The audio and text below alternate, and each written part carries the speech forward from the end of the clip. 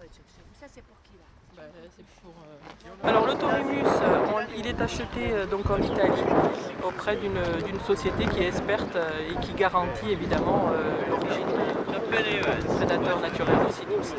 Le point de la situation, donc le cynips progresse évidemment dans des régions où on ne le trouvait pas, où on le trouvait peu les années précédentes, c'est-à-dire dans la région de Decé-Vie-de-Sourds. Cette année, le groupement régional a accentué les lâchers dans ces zones-là. J'oublie aussi évidemment l'Alta Rocca et la Haute-Balagne. Ça c'est au niveau du cynips. Au niveau du taurinemus, on a des résultats qui sont très satisfaisants puisque le taux d'émergence explose sur les sites de suivi. En conclusion, je dirais qu'aujourd'hui la production de fruits n'est pas au rendez-vous. Néanmoins, je pense que dans 3 voire 4 ans, on retrouvera un équilibre de production.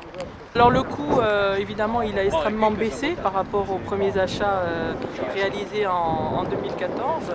Aujourd'hui, on est à peu près à 130 € le lâcher, alors qu'on était il y a quelques années à 450.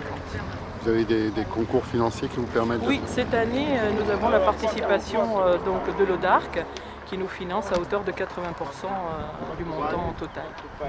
Il y a combien d'adhérents au syndicat aujourd'hui? Alors au syndicat, on est à environ 80, 78 exactement en appellation, 85 pour le groupement régional et donc répartis évidemment sur toutes les aires sur toutes les zones de production corse.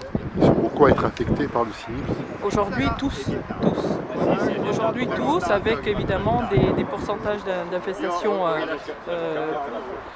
plus importants dans certaines régions que dans d'autres. Mais aujourd'hui, malheureusement, chaque producteur est impacté par le cynips.